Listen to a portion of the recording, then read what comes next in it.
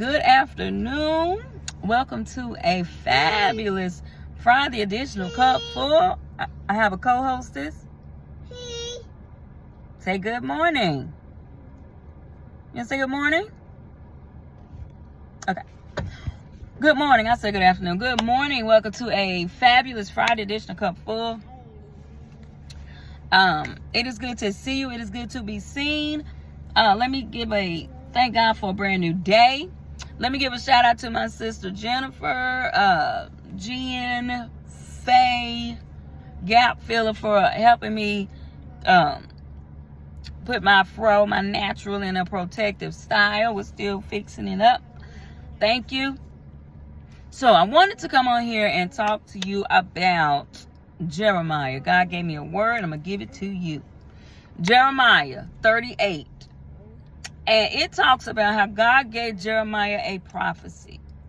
He brought it to the people, and the men got upset and were basically like, surely he is leading us into a trap. This can't be what God has for us. They threw Jeremiah in the pit.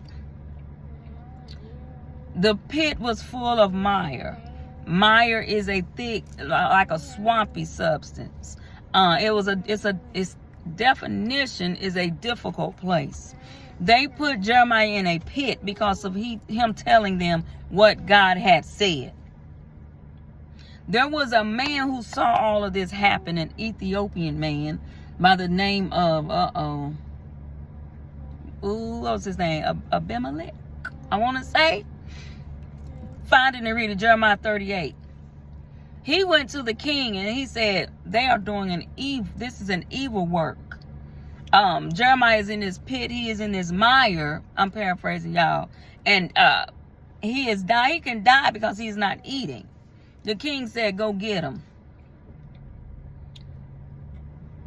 The Ethiopian man, I'm not going to keep saying his name in case I'm saying it wrong. He went, the king said, go get 30 men and go pull Jeremiah up out of this pit.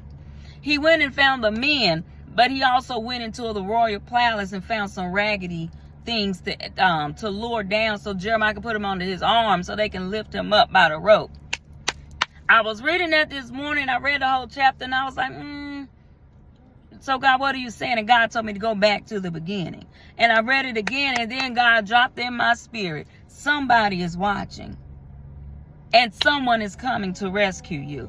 Listen, listen, listen. Nothing God has to do on this earth, it has to be done through an individual. Your breakthrough has to come through an individual. God touches people's hearts to bless you. God put it on my heart to encourage me, but I'm also here to encourage you, to let you know that someone is watching, and they are bringing your support. They are bringing your help. You are coming up out of the pit. Whatever your need is, someone has been watching you. Someone has what you need. Someone has the resources you need to come up out of what you're in, and they are on the way. And let me tell you this, they're not coming by themselves. They have an entourage. It's not just going to be one thing. It's going to be multiple people. Multiple people on one accord who are all coming to assist you in what God has for you to do. Check this out. When Jeremiah came up out of the pit, they brought him before the king. Jeremiah still told him what God said, even though the king said, don't tell anybody, but I'm promising you that you will not be put to death. Jeremiah still said what God said. When God brings you out, when God brings you up, when God brings the people around you who are going to elevate you, who are going to bring you up out of this difficult situation, still say what thus saith the Lord. But please know your life is spared. Your family's life is spared. Continue to do what thus saith the Lord. But someone is watching. Your help is on the way.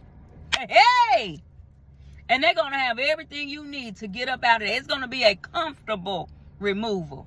They had Joseph as comfortable as possible to pull him up.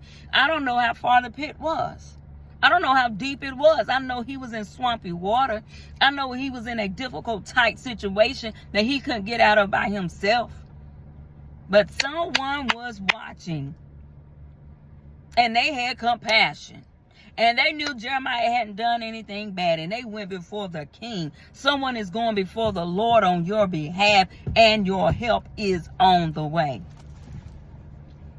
Look, I know we don't get it all right. We are human. We are imperfect people serving a perfect God. But God hears your cry. He hears our cries. He hears our lamentations. God, the word declares, and I say this every day, that he makes intercession for us. If the one and only God, Jesus Christ, is interceding for us, I believe we can make it. I believe we can make it. Brand new mercies every day. So on this fabulous Friday, go forth and be fabulous.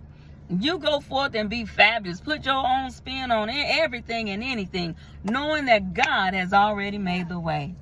Look, know that I love you, but God sure enough loves you more. Until next time, do something nice for someone else. I promise it'll come back to you. You know who I am. I'm your hostess, Felicia. This has been a fabulous Friday edition of Cupful. Until next time, cheers to a new journey, and it is truly a new journey. I look forward to seeing you on the other side, and peace. I'm out.